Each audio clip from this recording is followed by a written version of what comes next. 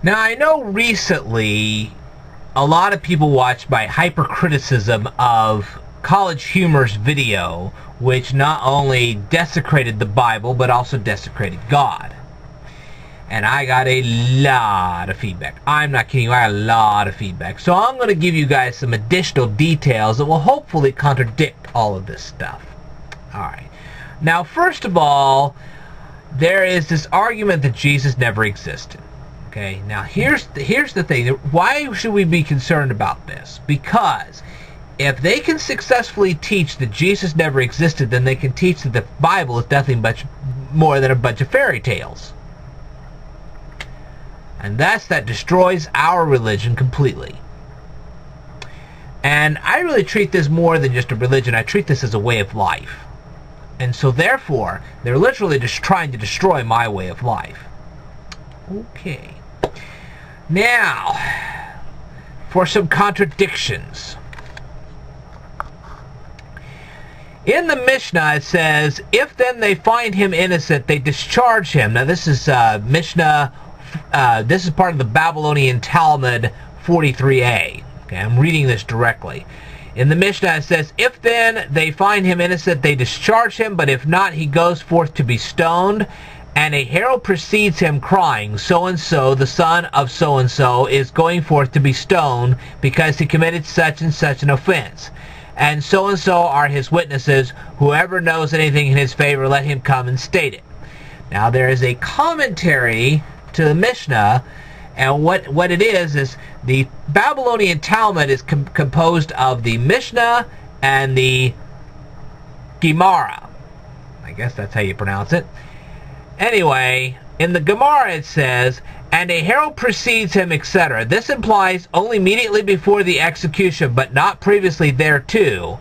In contradiction to this, it was taught, on the eve of the Passover, Yeshu, which is supposed to be Jesus, was hanged. For 40 days before the execution took place, a herald went forth and cried, this would have been John the Baptist, he is going forth to be stoned because he has practiced sorcery and enticed Israel to apostasy. Anyone who can say anything in his favor, let him come forward and plead on his behalf. But since nothing was brought forward in his favor, he was hanged on the eve of Passover. So, the Jewish custom to dealing with blasphemers was to stone them.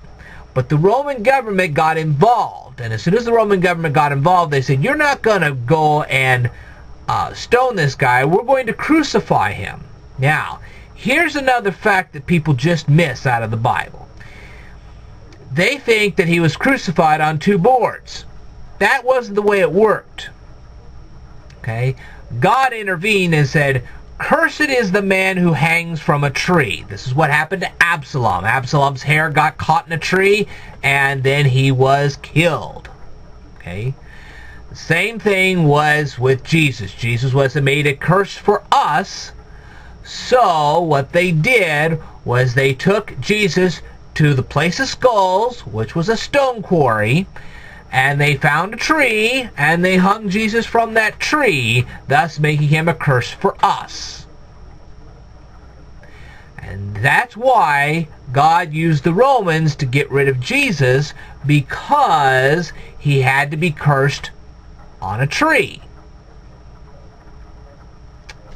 See what I mean? And they miss things like that. Now, the thing is that, of course, Jesus rose from the dead 3 days later. God rose Jesus from the dead. Okay? God the Father rose Jesus from the dead to make him the heir to everything. So, now we have that. Now, the thing is that to prove Jesus to be real, we have 4 different theologies. Okay? And we have the Roman historian who wrote about Jesus, and I think his name was Josephus, if I recall correctly. He wrote about Jesus, and of course this guy, though being Jewish, he really did not worship the Jesus movement. He was not a Christian in any way, shape, or form. Okay? Then we have the Babylonian Talmud, which has the Mishnah and the Gemara, and the Mishnah and the Gemara together shows that the Jewish people wanted to stone Jesus for blasphemy, but then the Roman government interfered, and it was because of God causing the Roman government to interfere that Jesus was crucified on a tree. Cursed is the one who is hung on the tree. Okay? So we have the true Jewish people. We have Josephus, a Roman historian, so that's two different sets of faiths there. We have the Arabs that believe that Jesus was real, and they wrote about him in the Quran. Okay? And then we have, of course, the Christian account, which is from the Bible. Now, these four faiths, if you got them together, if you had four guys from these four faiths, get them together, they would probably rip each other apart, but they would at least agree on one thing. And the agreement is that Jesus really existed. And when you have four different faiths agreeing on the existence of Jesus, well, there's no doubt in my mind that Jesus really exists. Okay. And then we go on to Quirinius. And that's because there's this humongous dispute about when Jesus was born. Okay. Now, Quirinius ended up being the governor of Syria. Okay.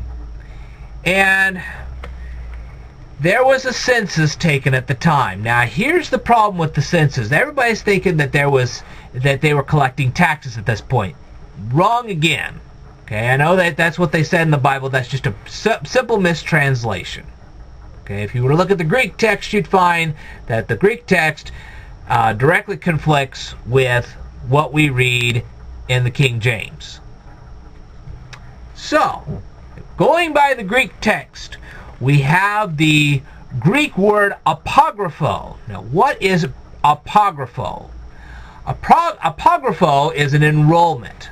Now, how do we know they weren't actually collecting money from the people that were enrolling at the time of the census?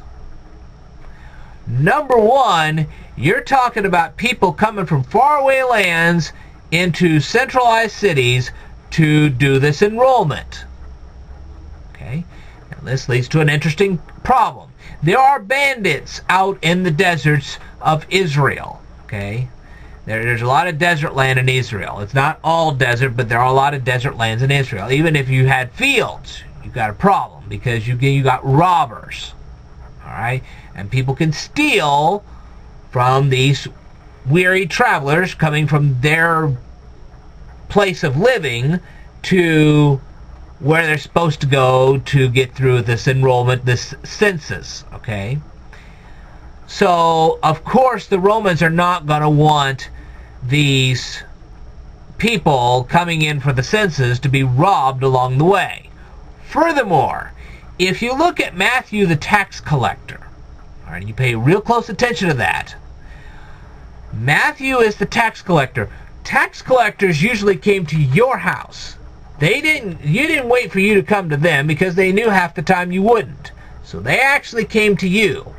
That's why nobody wanted to be around Matthew the tax collector, because they knew when he showed up what he wanted. Okay? Let me tell you something. Matthew the tax collector was one of those people that actually took a lot of money. Not only did he take for the Roman government to pay off those taxes, but he took a little extra for himself. So Matthew was a well-hated individual. That's why they found it really hard to believe in St. Matthew right off the bat when Jesus got through with him. Because for a long time, Matthew had gone to people's houses, collected for the Romans, and had collected a little extra for himself. So, when you're talking about a tax collector, the tax collectors, you didn't go to them, they came to you. That's why they had censuses like this, to find out where you were. And if you lied about where you were to be arrested and punished severely. Okay? So when we're talking about an apographo, we're talking about the kind of census where they're trying to figure out where you are, how many people are in your house, so on and so forth, and then they'd send somebody from the Roman government out to your house to verify the information that you just gave them. All right. Quirinius was in Syria during the time of the birth of Jesus. Now, a lot of people say, well, he wasn't the governor of Syria. Well, it doesn't matter whether he was the governor of Syria or not at this point. Okay? It just matters that he was in Syria. He had just gotten back, okay, from the Pisidian area. Okay? So he was back from the Pisidian area. Now, where's the Pisidian area? That's over there in Turkey. There is a country called Turkey, and he was in the Pisidian area, which is also known as Antioch. This is the same Antioch church that St. Paul visited. See all these extra details that people aren't telling you? Okay. Now, how do we know that Quirinius was in Syria at the time of the birth of Jesus? That was because of Justin Martyr. And he wrote a book, and I believe it's Trypho, and it's Trypho 78. If you read Trypho 78, you'll find from Justin Martyr that Quirinius was actually in Syria at the time of the birth of Jesus. Okay? Now, the full name of Quirinius was Publius Sulpicius Quirinius. And don't quote me on how well I pronounced all that. I mean, that's Roman pronunciations. Yeah. Anyway. Now, when you're talking about that, publican, okay, publican in Latin, all right, is a public official. This guy was a military general in the Roman army. He was also, as a publican, he was a scribe. He also was a chief financial officer. So being a chief financial officer, even though later on he became governor, being a chief financial officer would put him directly in charge of any census that was running at the time. That makes a big difference. Now, there is also a Greek word called prote or proto. Now, prote or proto means first. It can also mean before. Okay? And before changes the whole translation of Luke chapter 2 when they're talking about the first. It's not the first census. It could actually be before the first census. Okay. Now, when you're talking about Quirinius, he was called a procurator. A procurator. Now, what's a procurator? That's the chief financial officer. Okay, and I just told you about the chief financial officer. So a lot of these extra details makes this whole thing a lot different. Now, if you're reading an article and they start using the they call it an abbreviation. It's actually known as an acronym. If you see the acronym MS, that actually means manuscript. So if you're ever reading an article about all this stuff and you see MS, that means manuscript. They have a manuscript that says this or a manuscript that says that. That's actually a document. You might even call the Declaration of Independence a manuscript. Just to kind of give you an idea of what these things are like. Now, to show that Quirinius was indeed a military general, he not only led a conquest of the Pisidian area of Turkey, but also he was called an imperial legate. And if you're an imperial legate, you're a general. Okay? And if he's referred to as a hegemon, he is also referred to as a leader. So we got a military general, a scribe, a leader of some kind. Eventually, this Quirinius became the governor of Syria. Okay, but he was also known as a chief financial officer. So that would put him very much in charge of a census. Whether he be governor or not, it would put him in charge of a census. Okay? Now, there was a group of people at that time called the Hasmoneans. And the Hasmoneans were a people that King Herod the Great feared big time. As a matter of fact, to try to get power over the Hasmoneans, he tried to marry a Hasmonean princess. Okay? Because the Hasmoneans at that time were the ruling body of this Judea, Jerusalem, Galilee area. Now then, to the question of whether the shepherds kept their flocks in the field during the winter time. Okay, there's a lot of dispute about this. Now, some of them probably did, but the ones who really followed the Torah would have also followed the 7 feasts. And at the conclusion of the Feast of Tabernacles, they would have brought the sheep in. Why? Because there would have been nothing left for the sheep to graze on. It would have been very cold. It was a rainy season at that time. Even if it was a mild winter, the temperatures at night would have been incredibly cold. Okay? Which, a lot of people don't realize this, but in the desert it can be hot by day and then incredibly cold at night. People don't know this. And cold and wet led to infections which kill people. So it would have been unwise for those really, truly, closely following the Torah to have put their sheep out in the field. Now, we also have another fact that tells us that this was not a winter time, but this was a fall time. Okay? When Herod wanted this enrollment, he wanted people... See, Joseph lived in Nazareth, but his family heritage was back in Bethlehem. So he had to travel all the way from Nazareth to Bethlehem with a pregnant wife. Keep that in mind. He is traveling with a pregnant wife from Nazareth to Bethlehem. Do you think, honestly, that he's going to travel from Nazareth to Bethlehem in the deep cold of winter? That's absurd. Nobody did that.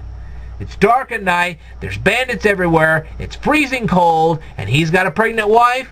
I don't think so. Now then they talk about the celebration of the they use the menorah for it. It's Hanukkah. That's what it is. They're saying that the festival of Hanukkah was the reason why all those people were at the inn. Please. There would have been a much bigger gathering of people at the time of the Feast of Tabernacles than there would have been at Hanukkah. Alright? The Feast of Tabernacles was a God-appointed feast. It had been that way since the time of Moses. Hanukkah actually came after the time of Moses.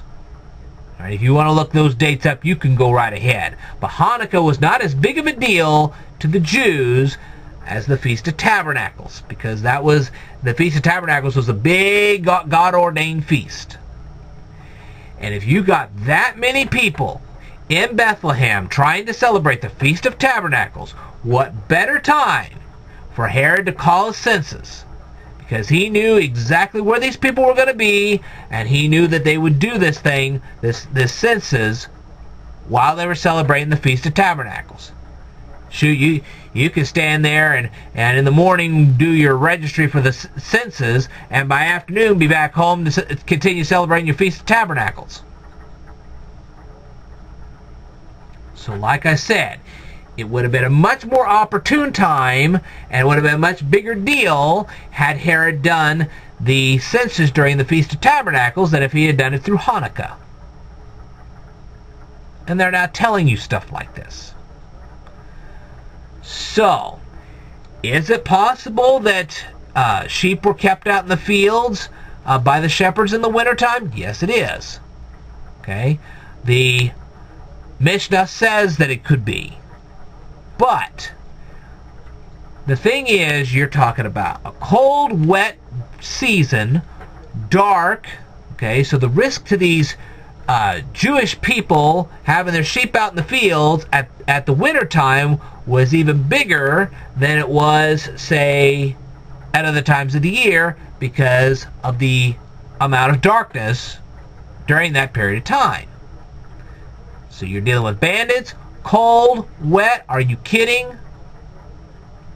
No.